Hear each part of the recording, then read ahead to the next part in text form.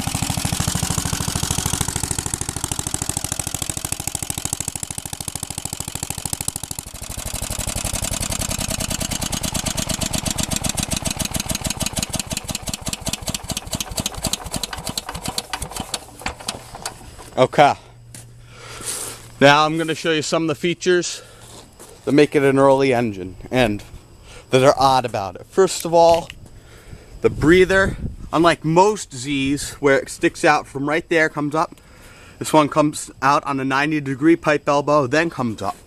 I've seen these on a lot of early Z's, most of them under like the serial number 1500. That seems to be the most common early feature on this engine. Next, we have this air cleaner. It was used on a lot of Briggs engines over the years. This one isn't actually the original for this engine, but as far as I can tell, all real early Z's had that air cleaner. That air cleaner actually came off of Model 14, which was made in the 50s. And this engine being 1932 or 33, I believe, just shows how much earlier that they had these. And they may have actually had those air cleaners on the Model R's and W's before it, but I'm not sure about that. It's just a thought. Next, this is an odd feature. I've never seen it on another engine. It's got this little, I don't know how well you can see it, but it's got the governor arm on there. It's completely different than on any other Z I've ever seen.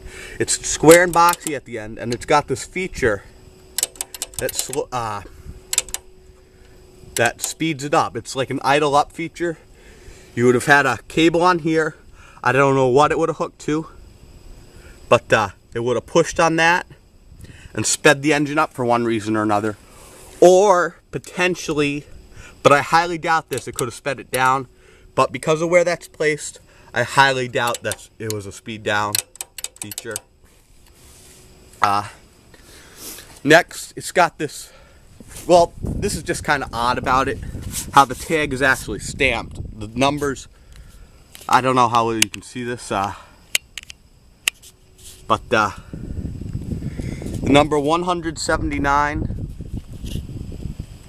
I can't see it very well in the camera, so I don't think you can see it very well. But anyway, the stampings, the actual chisel marks, or, well, not chisel marks, but punch marks, because they had special punches that you had numbers on the end that you would indent the serial number with. They're completely different, a completely different style punch than on any other Briggs & Stratton I've ever seen. It's still got the decal and some of the original paint. And it's just overall a pretty nice engine. Runs pretty good.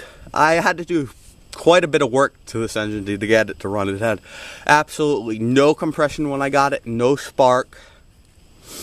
And yeah, it wasn't stuck, but I had to, the valves were stuck in the piston and all carboned up. I had to take the piston out, do that. I had to replace the gasket between the cylinder and the crankcase, new head gasket. I had to grind the valve seats. I forget which valve seat it was. I think it was the exhaust valve. It was absolutely shot. And I had to replace the condenser, clean the points real good. And I had to go through the carb because that was pretty screwed up. And over here you can see it's got what's left of the original muffler, which I'll show you. It would have been this style muffler right here with a little nipple on the end, just like that. And it's got the real early gas tank. I've only seen this gas tank on maybe one other Z, and that Z is serial number 180. It's just, they're consecutive serial numbers, but this is the earlier one. I don't know how you can see it, but it says gas in the gas cap, and this is the same style gas tank used on the Qs, Rs, and Ws. Not the WI and the other 2-inch bore engines, but the W and the WA. With the exception, it has that bracket going up on the top from the head to the gas tank. But other than that, it's the early style gas tank. It's got a little fuel drip issue out there I gotta fix, but it's not a big deal. It doesn't leak much. It's got a pretty big pulley on it. I think this was on some sort of piece of equipment, which is why maybe they had that idle down feature and stuff.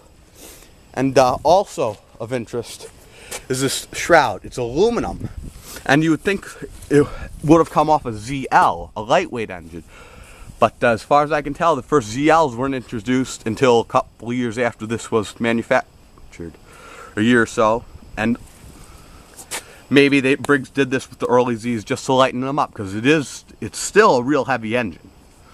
It's probably 120 pounds without the wooden base. And anyway, you'll notice it doesn't have the little mounts for the crank starter on the shroud. Now, I assume that's because the crank starter option was an afterthought and they started introducing that later on. I don't think it was much later though, because I saw a Z, it was serial number like 800 or something like that, and that had the cast iron shroud with the mounts for the crank starter. And also, if you'll notice, there's a groove cut into the shroud from a rope pulley. Or, well, not a rope pulley, but a pull rope. So I assume that's also one of the reasons I believe it was on a piece of equipment, because who's going to pull at that angle when it's sitting on the ground? You'd have to be like maybe that tall to the ground to really do that. So either it was mounted someplace high or something. It's also got another groove right there, and I have no clue what that could have been from, because it's going like that.